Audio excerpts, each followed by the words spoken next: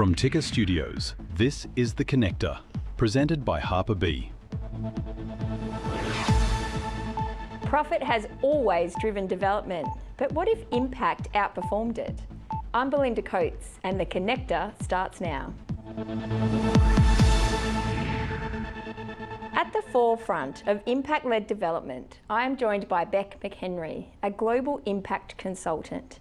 We're going to explore how we uncover value in the built environment through impact.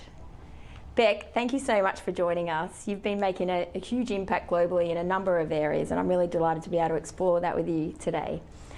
You often talk about impact-led development, and how is that different from the traditional way that we build cities? Tell us about that. Yeah, so like you just said, development is very much led by traditional metrics, financial, mainly economic.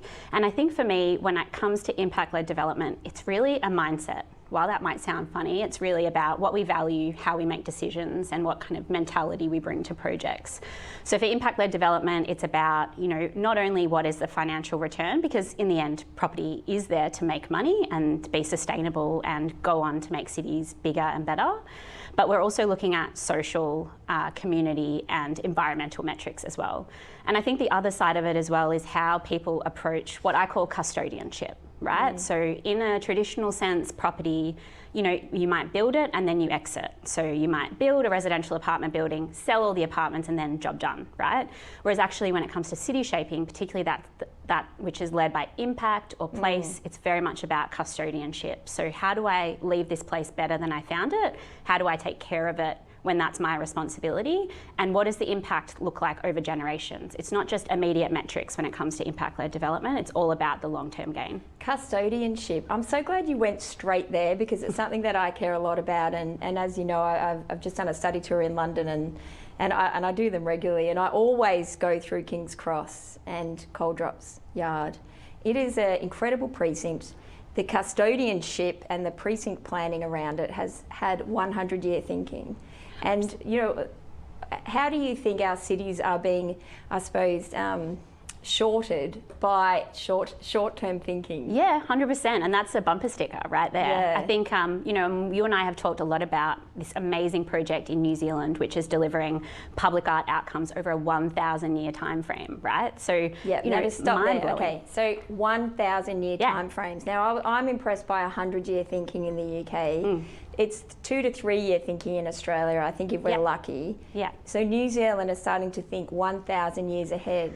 Yeah, it's an incredible project, and New Zealand is a real benchmark for place outcomes, and especially impact-led development. The way they treat First Nations people and the way that they engage with their communities is really first class. I think we have a lot to learn, and one of the things I really struggle with in the context of custodianship in the work that I do is that short-term mindset. In many ways, a lot of the work that I do is short-term. It's immediate, quick wins to how do we solve a problem on the ground to make a place better for people and planet. Because we need revenue, or we need people. Correct. We need to solve problems, right? And I'm all here for solving problems, particularly those that combine purpose and profit simultaneously. However, you can't just solve those problems for the here and now. You have to solve them in a way that aligns with the vision, aligns with stakeholder expectations, aligns with what we want the city of Melbourne, for example, to look like, or the city of London, which I know I need to come on one of your study tours when my kids get a bit older, maybe.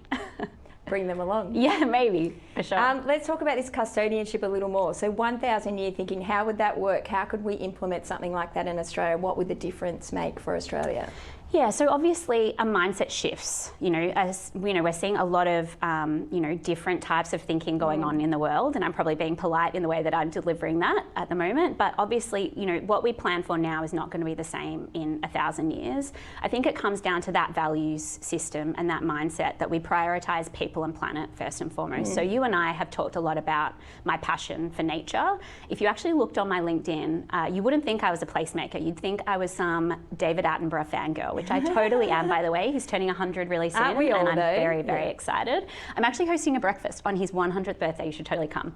Anyway, side note is that if we look at places as, even just the next decade, we're losing the opportunity to think about what the next generation will face, what they will enjoy, what they can, and we have kids, so that's also another layer.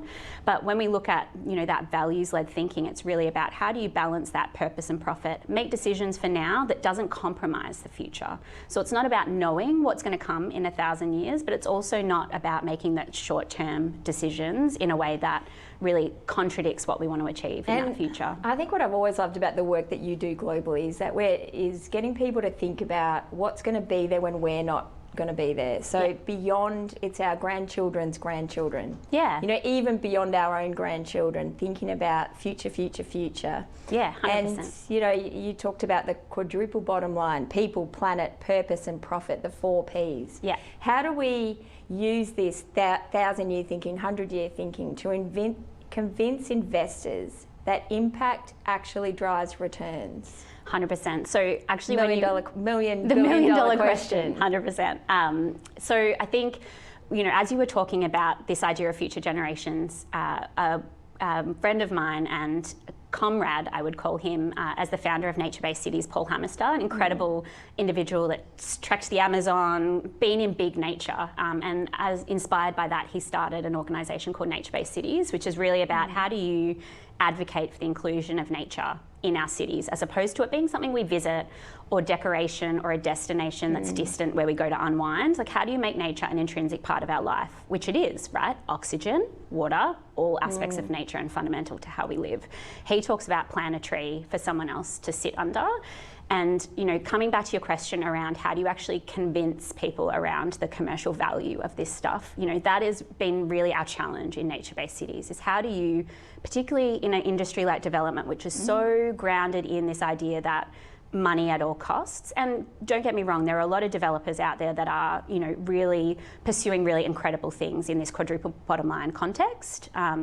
And, you know, we've made it our mandate to try to demonstrate this kind of financial return from nature, from purpose, from any kind of impact, which is, you know, nature does contribute to more profitable outcomes from a property development standpoint. So we've got some research that we commissioned by Urbis, which shows, for example, I think it was 34% increase in values of parkfront homes, right? So if you have a home next to a park, you automatically get stronger sales velocity and higher returns. Amazing. So data and place analytics can help investors truly understand how to make impact.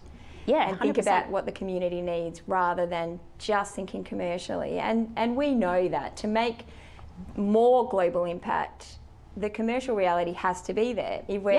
If we're getting the commercial outcomes, we get to make more impact. So how do we find that sweet spot? Yeah, so you and I have talked before about B Corporation, right? So I was the second B Corp in Australia, and I must admit, I just want to keep that on my LinkedIn profile forever because I'm so proud of that. That is a very difficult, it's difficult to achieve that. Yeah, 100%. It's not easy. Yeah, 100%. So and well done. I've also done it 3 times, actually. As a serial entrepreneur, as you know, I can't help myself. Triple B Corp. I'm a triple certified B Corp. So if anyone wants any tips, please do let me know. Be careful what you wish for.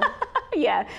So I think what the B Corp certification process taught me is a lot about myself, what I value, like how we started this conversation, is that, you know, how do I want to make decisions? How do I want to contribute to the world around me? And as soon as I read about it, I was like, that is me. I understand how the world works. We have to make money to make a difference. I know that might seem strange from an impact point of view, but it's true. Everything that makes a difference needs to also be sustainable over time.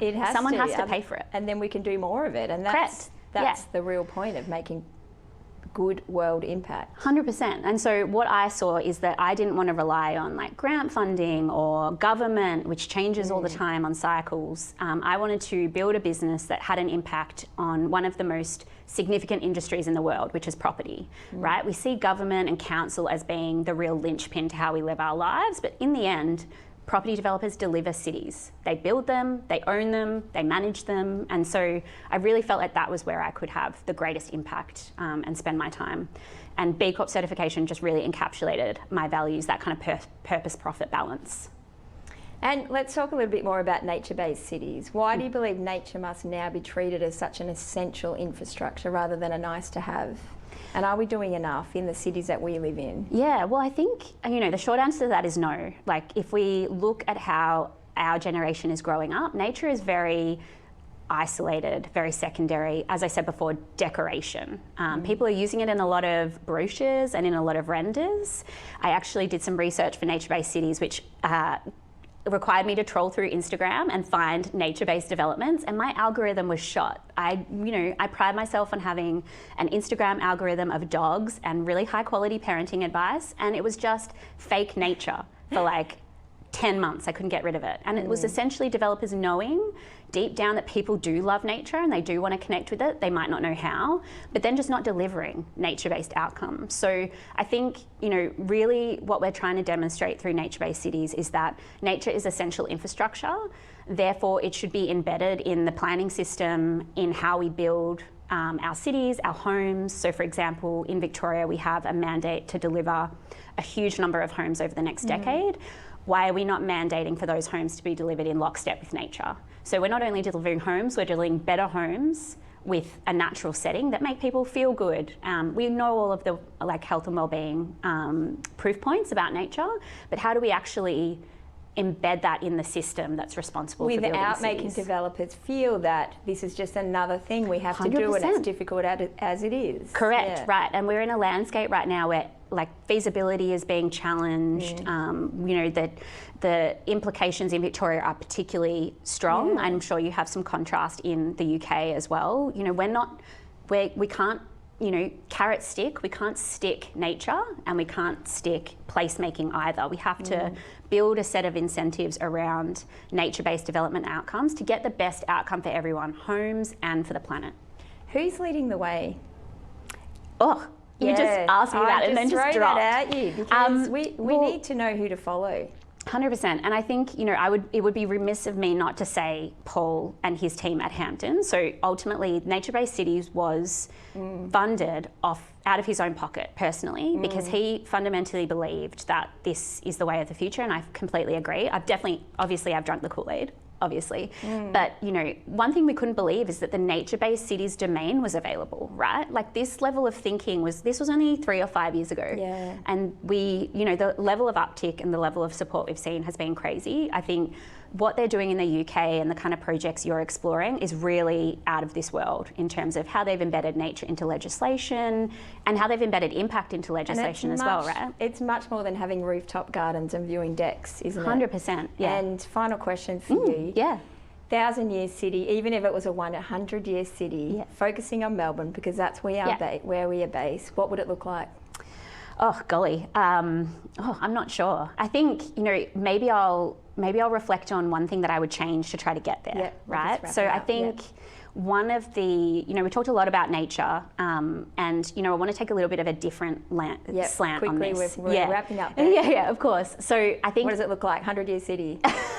I think interim use is embedded into the planning process, because if we actually want to achieve the 100-year city, we need to start testing ideas now, moving the needle now, and unlocking all of that value. Absolutely love it. Thank you so much, Bec. It's been wonderful having you on board, and let's keep making impact globally. Amazing. Thanks, Belle. You're watching Ticker. The Connector is presented by Harper B.